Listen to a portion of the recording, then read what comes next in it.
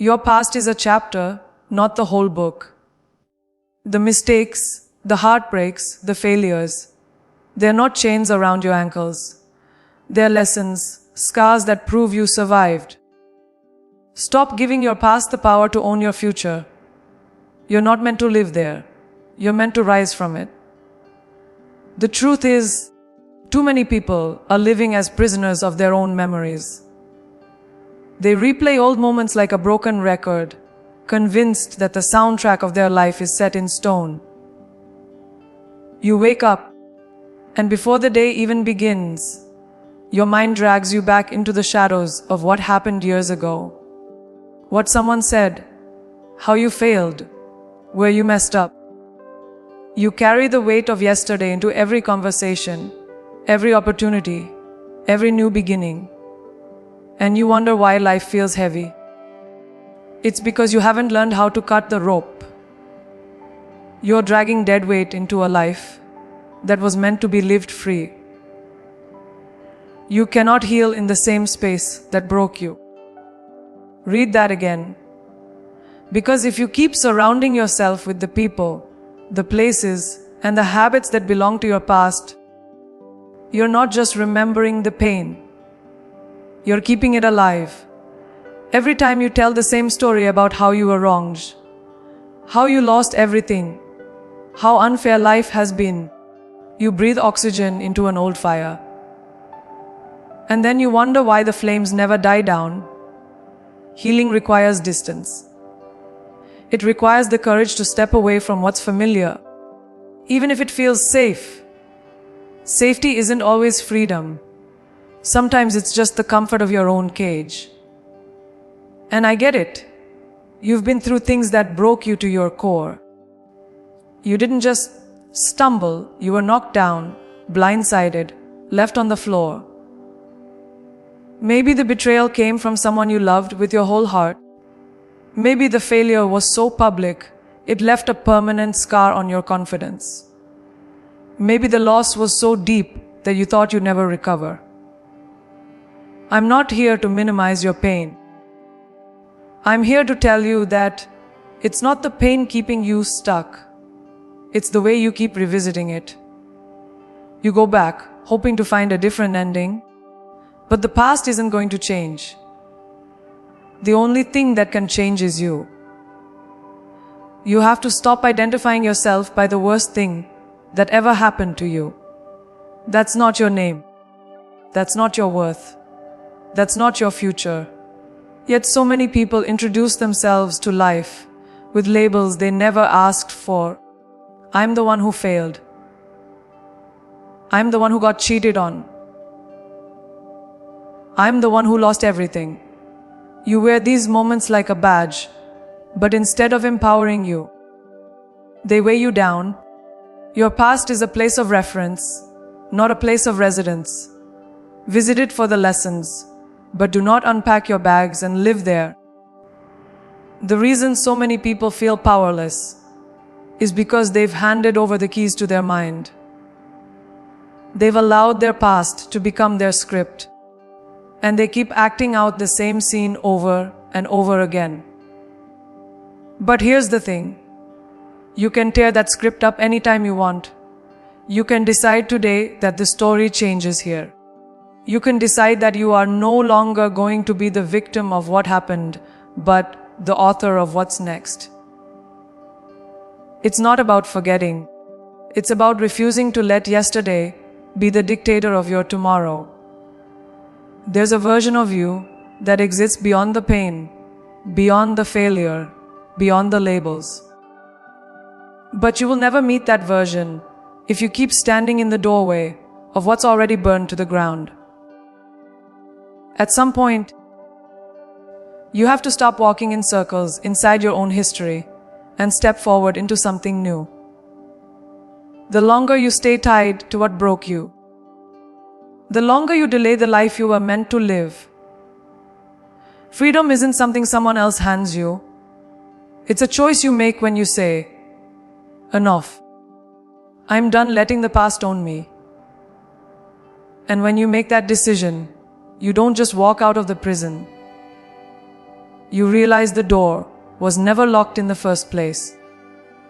I don't care how many times life has knocked you down or how badly it has bruised you. Your story is not over. Too many people treat their past like a full stop when it was only a comma.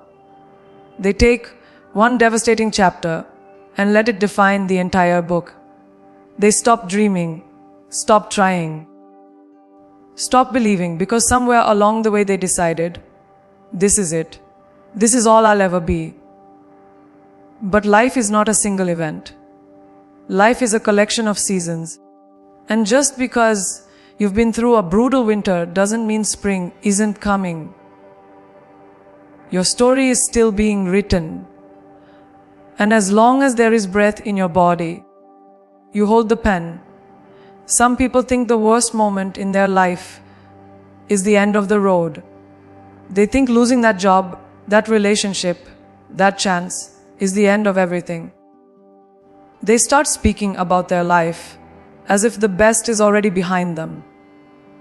They stop showing up for opportunities because they think they're past their time. But the truth is, you are never past your time until you decide you are. Every great comeback story begins in the middle of chaos, when everything looks impossible. The people who rise are the ones who refuse to accept that their last chapter was their final one. You can rewrite your story at any point, but only if you stop treating the past as prophecy.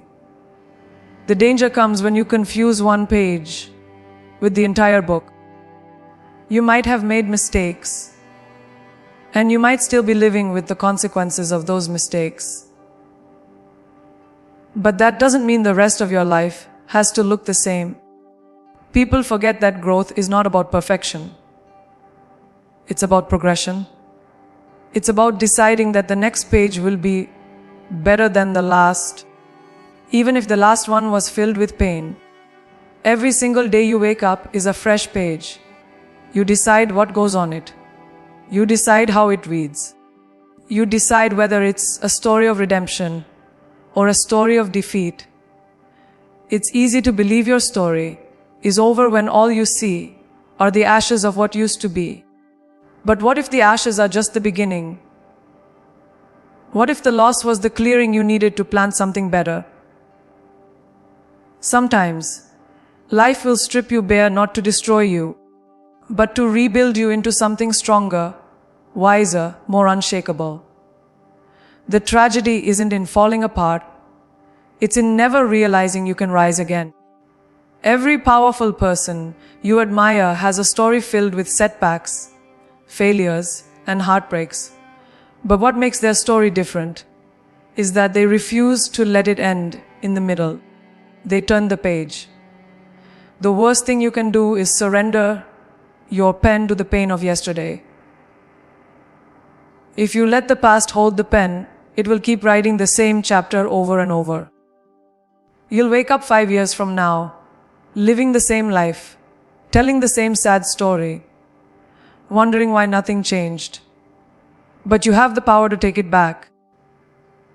You have the power to write something new, something bold, something worthy of the life you were meant to live.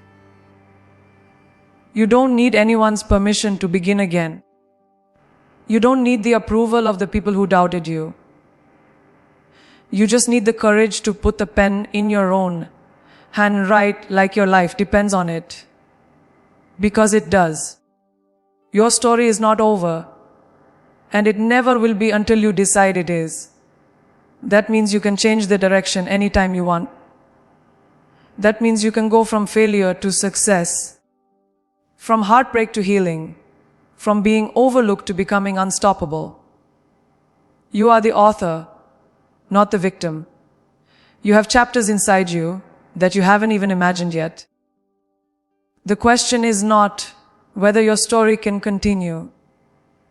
It's whether you'll be brave enough to turn the page and see what's waiting for you. Forgiveness, one of the most misunderstood acts of strength you will ever perform. People think forgiving means letting someone off the hook, erasing what they did, pretending it never happened. That's not forgiveness, that's denial. Forgiveness is not about saying, it's okay. It's about saying, it's over. It's about refusing to let the poison of resentment sit in your system and slowly eat away at your peace. Holding on to anger is like holding a burning coal with the intention of throwing it at someone else.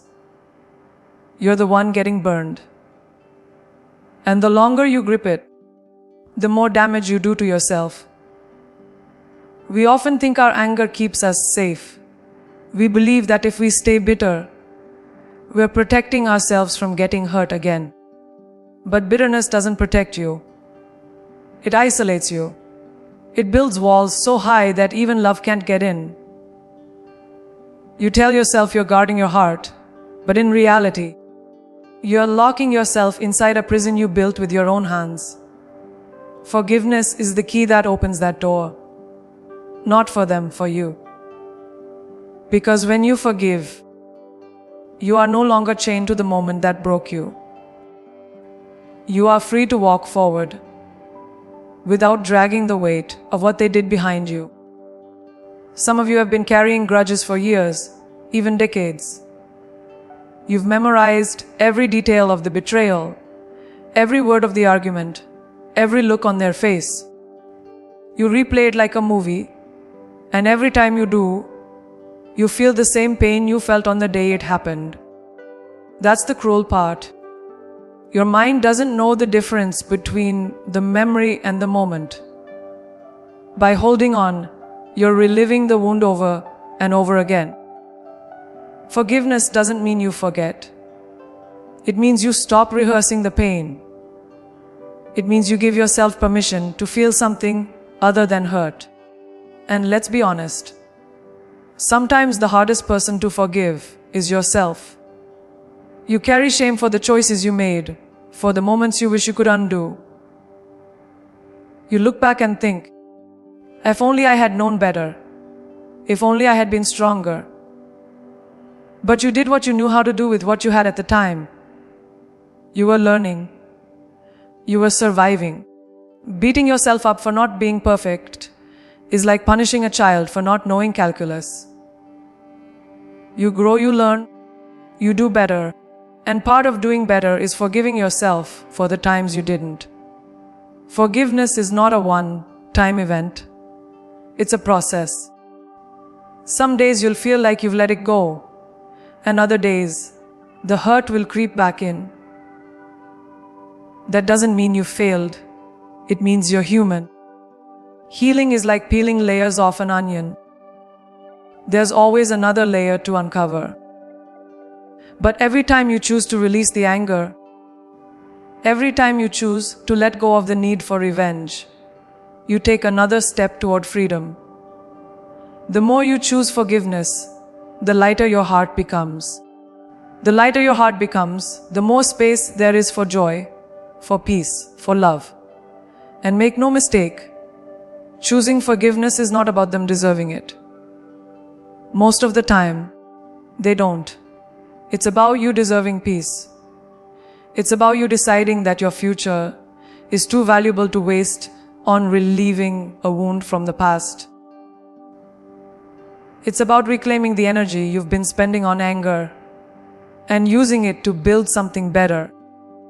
Forgiveness doesn't mean you let people back into your life to hurt you again. It means you stop letting them hurt you without even being in the room. You stop giving them free rent in your mind. You stop letting what they did dictate how you feel today. Forgiveness is the ultimate act of taking your power back. Every painful experience you've had carries within it the seed of transformation. The problem is, most people never plant it. They let it rot. They sit in the darkness, asking why life was so cruel, why people betrayed them, why failure found them. But pain was never meant to be your permanent address.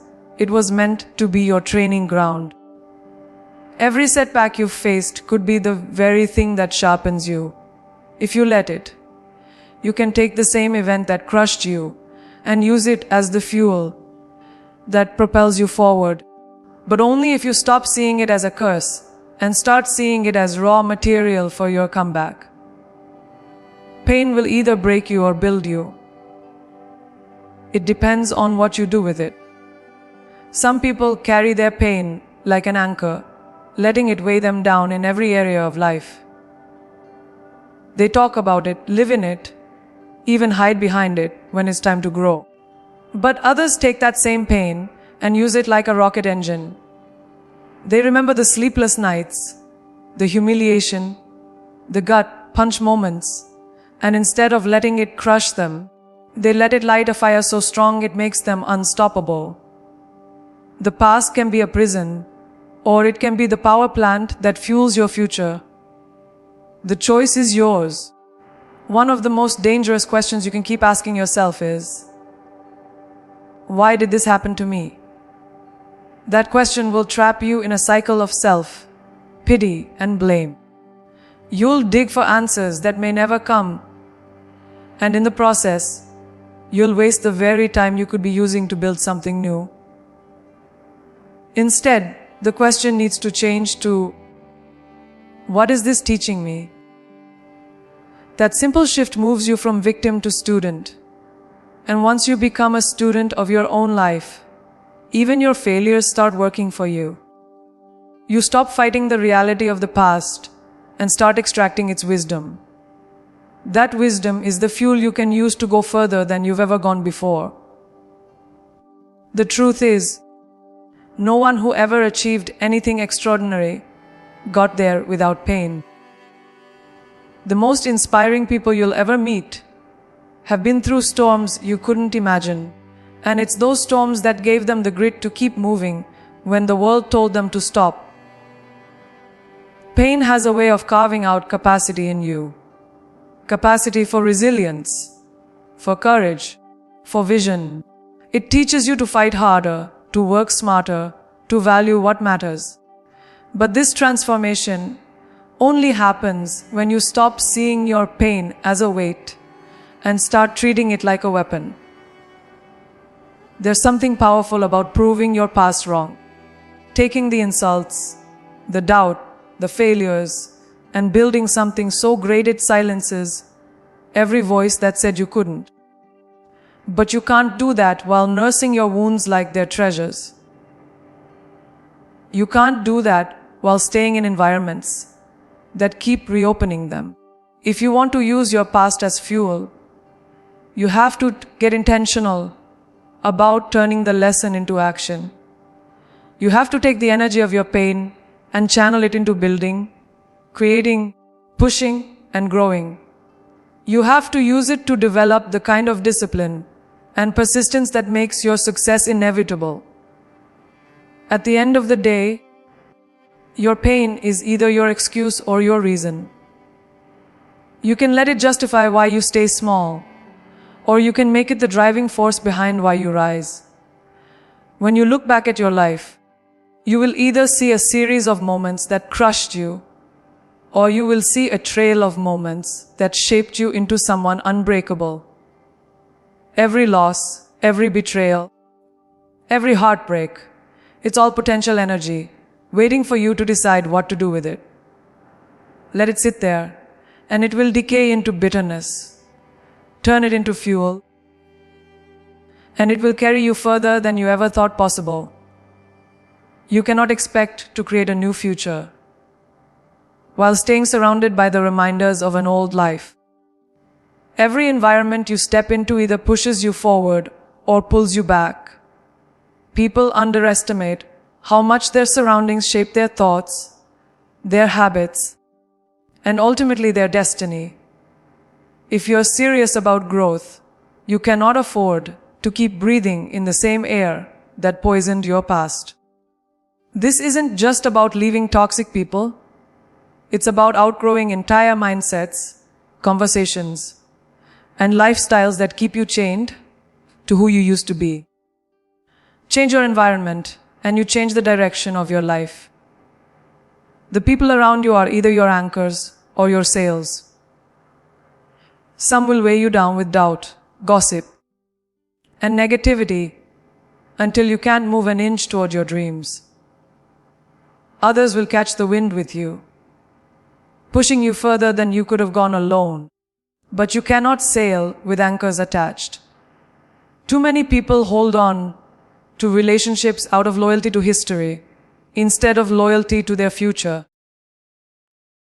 Just because someone was part of your journey doesn't mean they're meant to be part of your destination.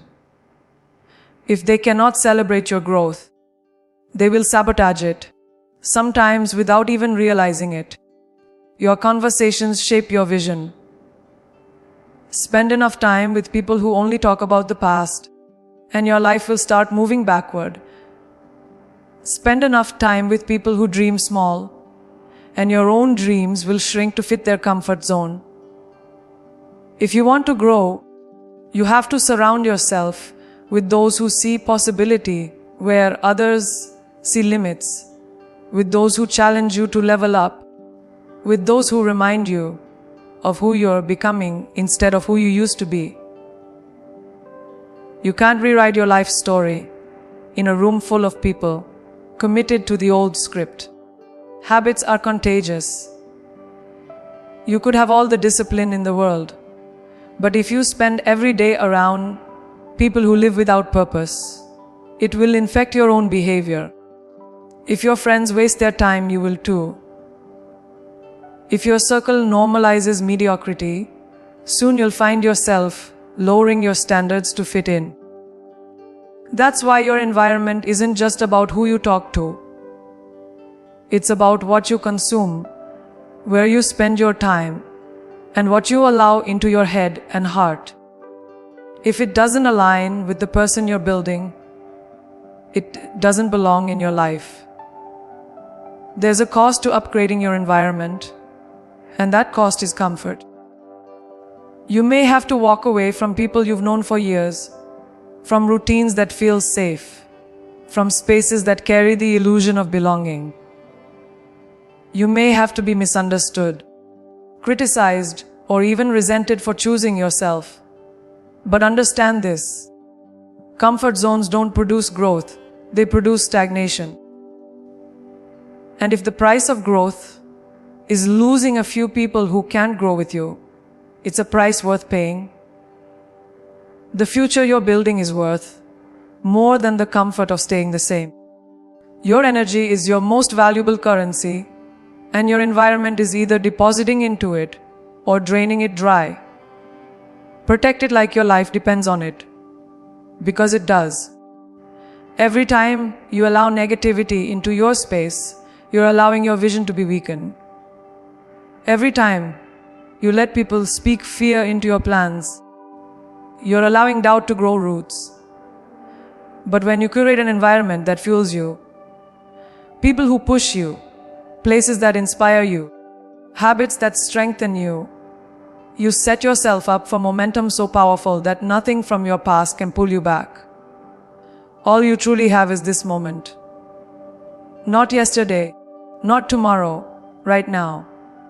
Yet most people waste the present by living in the past or worrying about the future. They wake up thinking about what went wrong years ago or what might go wrong years from now. In doing so, they rob themselves of the only time they can actually influence: the present. The past is over and the future is not promised. But this moment, this second in your hands, is pure power. If you don't use it intentionally, it slips away and you never get it back. Living in the now means refusing to be a hostage to old stories. It means you stop replaying conversations that can't be changed. Stop regretting choices that cannot be undone. Stop wishing you could rewrite what's already been written. The past is a closed door. You can stand in front of it forever, pounding on it, crying, begging for it to open, but it won't. The door to your future opens in the present, and the handle is in your hands right now. Every second you spend staring at the old door is a second you're not walking through the new one. Too many people live like life is on hold, waiting for the right time to begin. They think they need more money, more confidence, more approval before they can take the first step. But the perfect moment doesn't exist. Life is not waiting for you to be ready. It's moving with or without you. If you don't take control of your now, it will slip into the pile of summer days that never come. The truth is, the most life-changing decisions are made in imperfect moments.